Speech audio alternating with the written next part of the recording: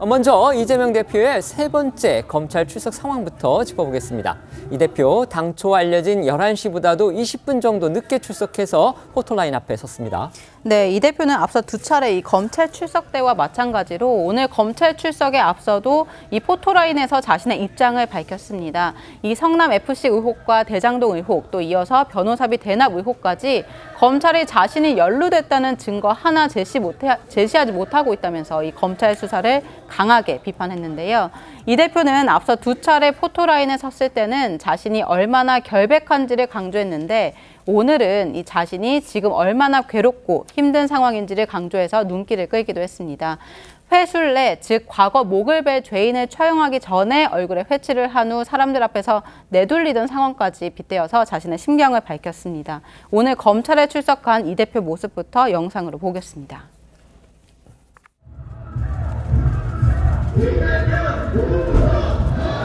이게 나라냐?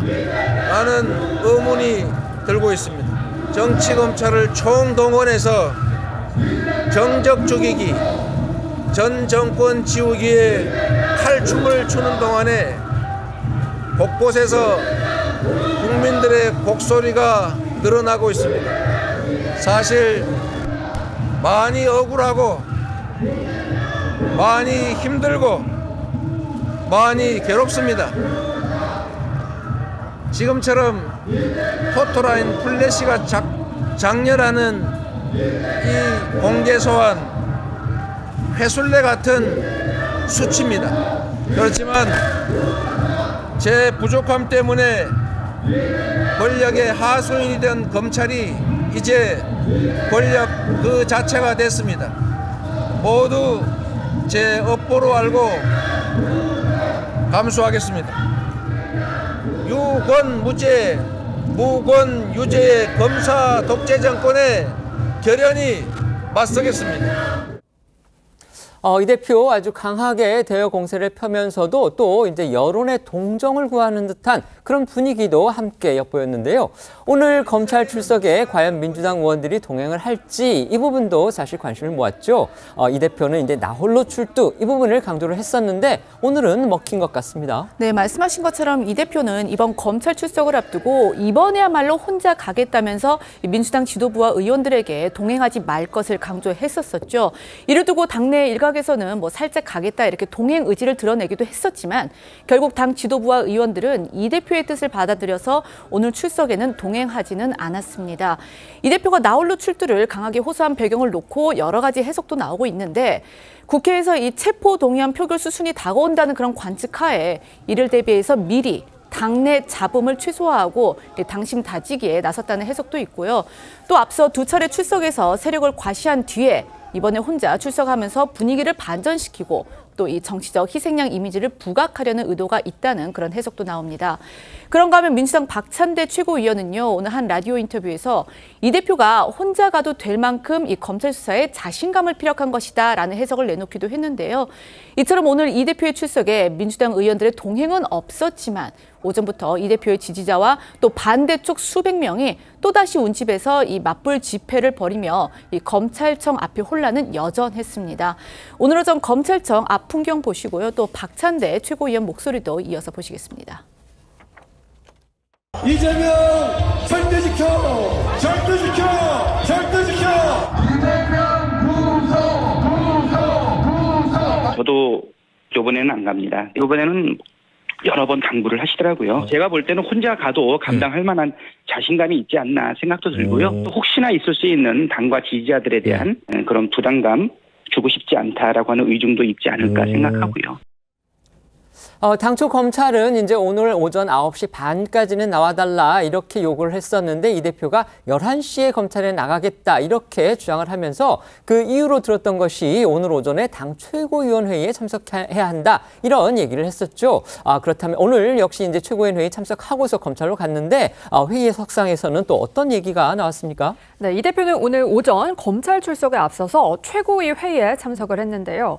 자신을 향하고 있는 검찰 수사에 대해서는 별다른 언급을 하지 않는 대신 이상민 행안부 장관 탄핵을 언급하면서 윤 대통령을 압박했습니다. 다만 이 대표는 모두 발언 직전에 박찬대 최고위원에게 저번에는 압수수색 숫자를 세더니 이번에는 안 했냐고 웃으면서 물었고요. 박 최고위원은 지금 275건이라면서 기네스북에 오를 수도 있다고 답을 했습니다.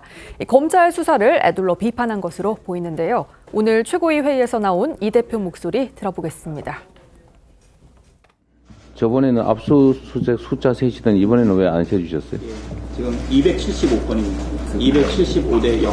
75대. 이상민 장관 탄핵 소추 가결은 국가적인 참사 앞에서도 최소한의 책임마저 부정한 정권에게 보내는 우리 국민의 경고입니다. 대통령께도 당부드립니다. 지금도 늦지 않았습니다.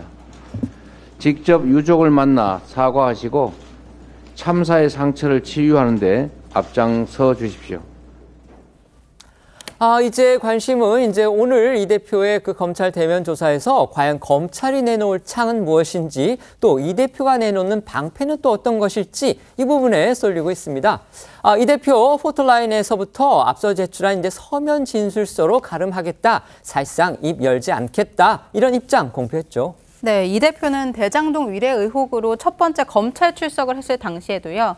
이 33쪽에 달하는 서면 진술서를 제출하고 검찰의 질문 대부분을 진술서로 가름하겠다면서 사실상의 묵비권을 행사한 바 있었는데요. 또 이 대표는 대장동 위례 의혹에 대한 자신의 입장은 이 진술서에 모두 담겨 있다면서 재차 강조를 해왔습니다. 오늘도 검찰 출석에 앞서서 포토라인에 서서 이 자신이 하는 모든 진술이 검찰의 조작과 창작 재료가 될 것이기 때문에 진술서에 있는 내용으로 가름하겠다 이렇게 밝혔습니다. 이 대표 목소리 들어보겠습니다. 대표님의 승인 없이는 불가능했던 건 아닙니까? 제가 진술서로 이미 충분히 사실을 밝혔고 할 수 있는 또 제가 하고 싶은 진술은 다 했습니다. 검찰이 바이든을 말리는 일하고 조작하는 정권의 하수인이 돼서 없는 사건 만들어내고 있는 것은 하늘이 알고 제가 하는 모든 진술은 검찰의 조작과 창작의 재료가 될 것입니다. 검찰이 창작 소재를 만들기 위해서 하는 질문들에 대해서는 진술서에 진술로 대신하겠다는 말씀을 다시 한번 드립니다. 하지만 검찰은 오늘 조사에서 물을 것이 지난번 조사보다 훨씬 많다 이런 입장이고요. 가능하면 오늘 이 대표 소환 조사를 마무리하겠다 이런 또 생각을 갖고 있다고 하죠. 네, 이 복수의 언론 보도에 따르면은 검찰 측은 오늘 이 대표의 이 소환 조사를 앞두고 200쪽 상당의 질문지를 준비한 것으로 알려졌습니다. 그러니까 지난번 조사보다 이 대표에게 물을 것이 훨씬 더 많다는 그런 입장으로 보이는데요. 특히 검찰은 이 대표가 자신의 입장을 모두 담았다고 주장하고 있는 그런 진술서에 정진상, 김용, 즉 두 측근에 대한 뇌물 혐의 등에 대한 이 대표의 입장은 들어있지가 않다며 오늘 조사에서 이 부분을 집중적으로 묻겠다는 그런 계획입니다.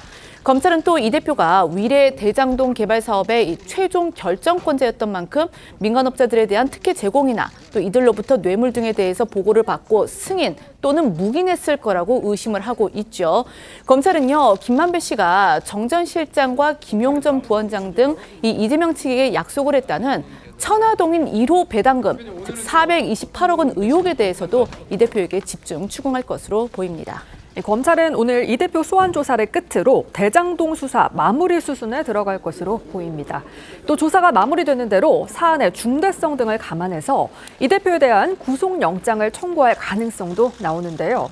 일각에서는 이 성남FC 후원금 의혹 사건과 묶어서 이 대표의 구속영장 청구를 할 거다 이런 관측도 나오고 있습니다.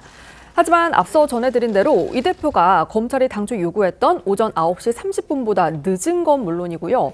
본인이 예고했던 11시보다도 늦게 출석을 한 데다가 또 묵비권으로 일관할 가능성이 크고요. 또 심야 조사의 경우 이 대표의 동의가 필요해서 진행되지 못할 가능성이 크기 때문에 검찰이 오늘 조사에서 유의미한 진술을 확보하기는 어려울 거라는 관측이 나오고 있습니다. 때문에 검찰이 이 대표에게 추가 소환을 요구할 가능성도 배제할 수 없는 상황입니다. 관련해 민주당에서는요, 검찰이 오늘로 조사를 마무리하지 않을 가능성을 내비쳤다면서 시간 끌기 작전을 하고 있다는 주장이 나오기도 했습니다. 들어보겠습니다. 지금 검찰에서는 200페이지에 달하는 질의서를 준비하고 또 재조사임에도 불구하고 오늘로 조사를 마무리하지 않을 그런 가능성을 내비쳤고 이것은 시간 끌기 작전을 펼치는 것으로 저희들은 보고 있습니다. 또 이재명 대표 측은 앞으로 백현동 개발 의혹이나 대북 송금 의혹 등으로 검찰이 소환을 통보할 때마다 이를 피하지 않겠다는 입장인 것으로도 전해졌는데요. 그러면서 검찰 소환 때마다 전 국민의 관심이 오롯이 집중되는 만큼 야당 대표이자 정치인으로서 대국민 메시지를 내기도 좋다, 이런 입장을 밝힌 것으로 알려졌습니다.